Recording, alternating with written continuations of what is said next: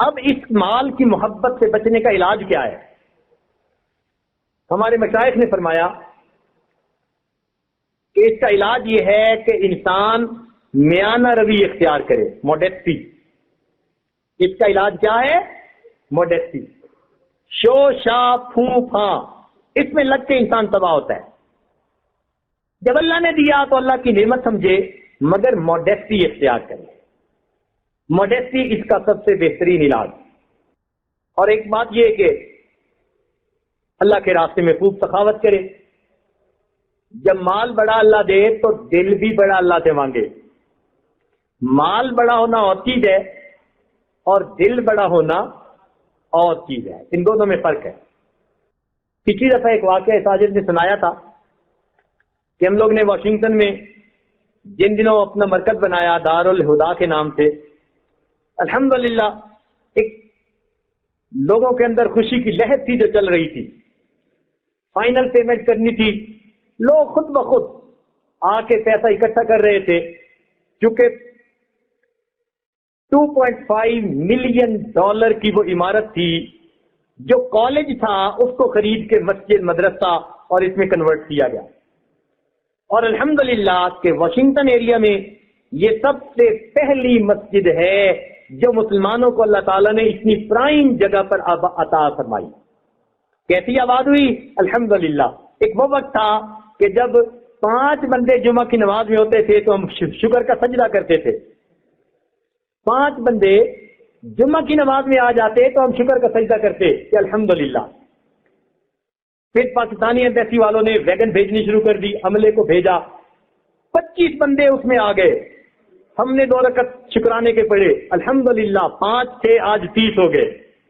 جمعے میں کوئی نہیں آتا تھا، وہ ماحول۔ الحمدللہ آج اس وقت یہ آج آتے ہوئے جمعہ پڑھا کے آیا، اس مسجد کے اندر ایک وقت میں 900 بندے جمعہ پڑھتے ہیں، اور اس مسجد میں ہر جمعہ کے دن 3 جماعتیں ہوتی ہیں۔ لوگ 900 آتے ہیں اور جمعہ کی نماز پڑھ کے چلے جاتے ہیں، پھر نئے لوگ آتے ہیں، پھر خطبہ ہوتا ہے، جماعت ہوتی ہے، پڑھ کے چلے جاتے ہیں، پھر تیسری مرتبہ لوگ آتے ہیں۔ اللہ نے اس ایریے کے اندر کتنے مسلمان پیدا فرما دیے، الحمدللہ ثم الحمدللہ۔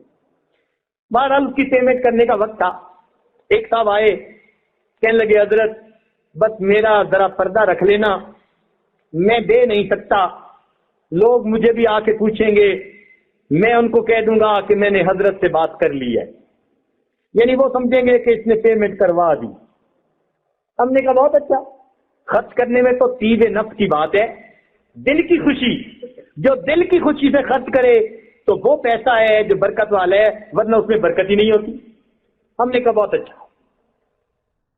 اب اس نے لوگوں کو یہی کہہ دیا، جی آپ نے کتنی ڈونیشن، آپ نے کتنی ڈونیشن، تو دوستوں میں بیٹھ کے پھر اونچی باتیں کرتے ہیں نا، اور جی میں نے بھی ڈونیشن، بس میں نے حضرت صاحب سے بات کر لی ہے، یعنی ایسی بات کی کہ اس نے کوئی بڑی اماؤنٹ جا کے دلوا دی ہے۔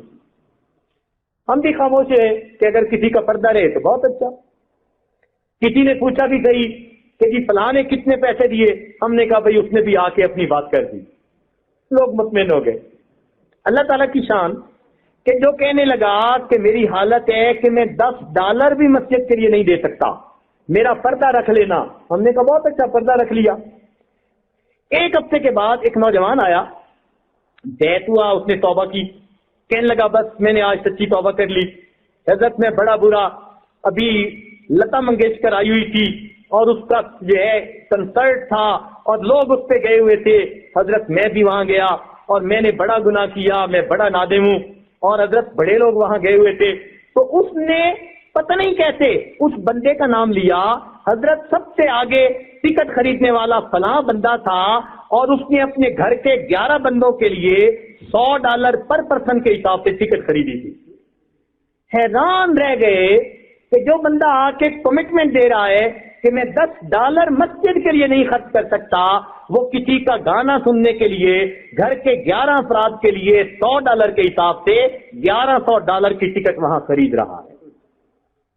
اس دن یہ بات سمجھ میں آئی کہ واقعی مال اللہ تعالیٰ اگر دیتا ہے حلال کا تو پھر اس کو خیر کے راستے میں خرچ کرنے کی توفیق دیتا ہے. جب حلال کا ہوتا نہیں تو خیر پر خرچ کرنے کی توفیق ہی نہیں ہوتی.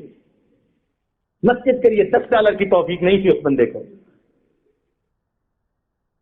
تو واقعی بات ٹھیک ہے. امام مالک رحمۃ اللہ فرماتے تھے کہ ہم مال کے خرچ کرنے سے مال کی آمد کا اندازہ لگا لیا کرتے ہیں.